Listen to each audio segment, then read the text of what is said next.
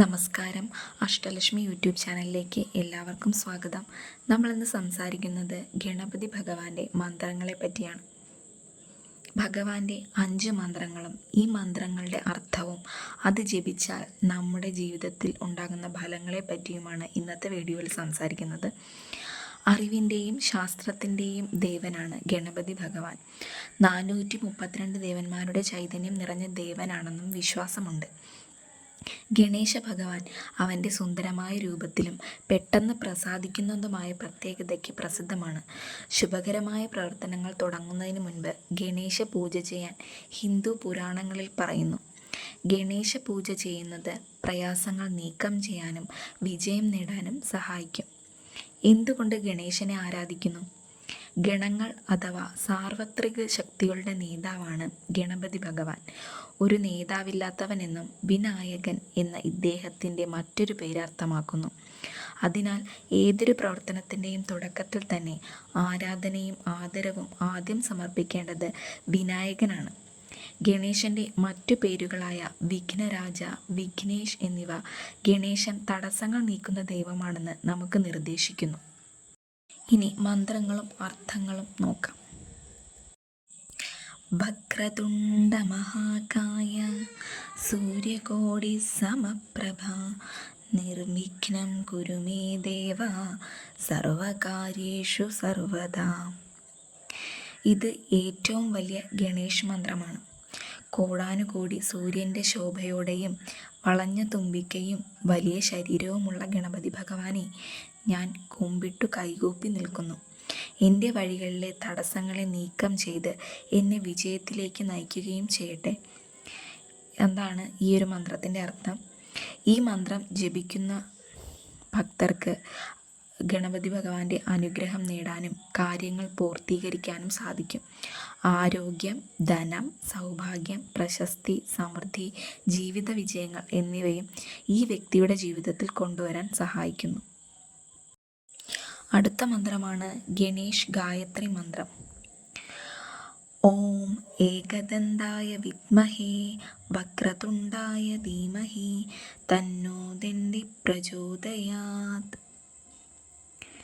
ഞാൻ വളഞ്ഞ തുമ്പിക്കയും സർവശക്തനും ഒരു ആനക്കൊമ്പും സർവവ്യാപിയുമായ ദൈവത്തെ ധ്യാനിക്കുന്നു.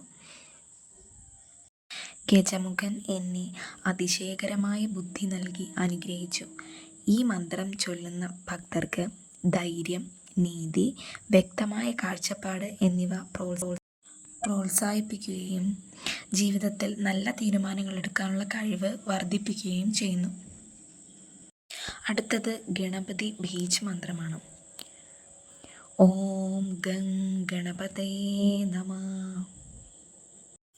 ഈ ബീജ് മന്ത്രം അഥവാ വിത്ത് മന്ത്രത്തിൽ ഗണേശനെ പ്രതിനിധാനം ചെയ്യുന്ന ശബ്ദം അടങ്ങിയിട്ടുണ്ട്.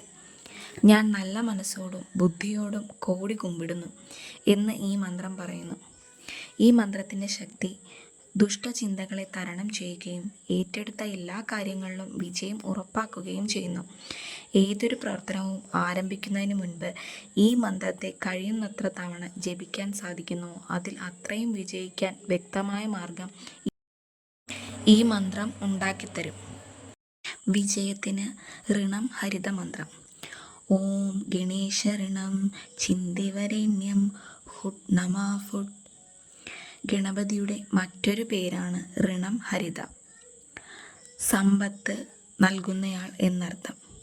ഇതിൻ്റെ മുഖ്യ വാക്കുകൾ ആയ ഋണം, ഹരിത എന്നിവയുടെ അർത്ഥം യഥാക്രമം ബാധ്യത നീക്കം ചെയ്യുന്നവൻ എന്നിവയാണ്. ഗണപതിയെ പ്രാർത്ഥിക്കുന്നത് കടങ്ങൾ നീക്കം ചെയ്ത് ജീവിതത്തിൽ സമൃദ്ധി ഉണ്ടാക്കുന്നു. ഈ മന്ത്രങ്ങൾ ജപിക്കുമ്പോൾ ഒരു വ്യക്തിയുടെ കടങ്ങൾ നീക്കം ചെയ്യുകയും സമ്പത്തും സമൃദ്ധിയും കൊണ്ട് അവരെ അനുഗ്രഹിക്കുകയും ചെയ്യുമെന്നാണ് വിശ്വാസം. വിജയത്തിന് സിദ്ധിവിനായക മന്ത്രം.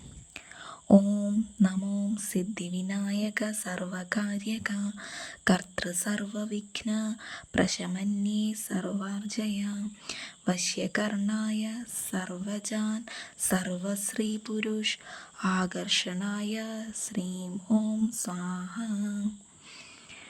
ഗണപതി മന്ത്രങ്ങളിൽ വിജയത്തിന് ഏറ്റവും പ്രധാനപ്പെട്ട മന്ത്രമാണ് സിദ്ധിവിനായക മന്ത്രം. മന്ത്രം പറയുന്നത് ഇങ്ങനെയാണ്: സന്തോഷത്തിൻ്റെയും വിവേകത്തിൻ്റെയും ദൈവമേ, നിനക്ക് എന്തും സാധ്യമാക്കാൻ കഴിയുന്നവനാണ്.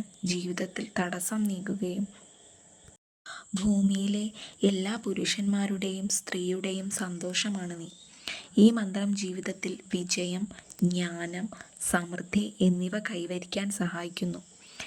ഈ മന്ത്രങ്ങളെല്ലാം 108 തവണ ചൊല്ലാൻ കഴിയുമെങ്കിൽ അത്രയും നല്ല. ഏതൊരു മന്ത്രവും ജപിക്കുവാനായുള്ള ഉത്തമമായ സമയം എന്ന് പറയുന്നത് ബ്രഹ്മമുഹൂർത്തമാണ്. അപ്പോൾ ബ്രഹ്മമുഹൂർത്തത്തിൽ ജപിക്കാൻ കഴിയുന്ന ആൾക്കാർ ആ സമയത്ത് തന്നെ ജപിക്കാൻ ശ്രമിക്കുക. അല്ലാത്തവർ വൈകിട്ട് വിളക്ക് കൊളുത്തുന്ന സമയത്ത് ജപിച്ചാലും മതി. അപ്പോൾ 108 തവണയാണ് ജപിക്കേണ്ടത്.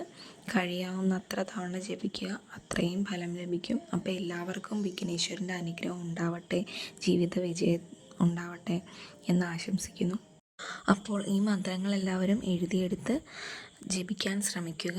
അപ്പോൾ എല്ലാവരുടെ ജീവിതത്തിലും ഐശ്വര്യവും സന്തോഷവും സമൃദ്ധിയൊക്കെ ഉണ്ടാവട്ടെ എന്ന് ആശംസിക്കുന്നു, പ്രാർത്ഥിക്കുന്നു. എല്ലാവർക്കും ഇതേപോലുള്ള വീഡിയോസ് ഇഷ്ടമാണെന്നുണ്ടെങ്കിൽ എൻ്റെ ചാനൽ ഒന്ന് സബ്സ്ക്രൈബ് ചെയ്യുക. വീഡിയോ ഇഷ്ടമായി ലൈക്ക് ചെയ്യുക. Thank you.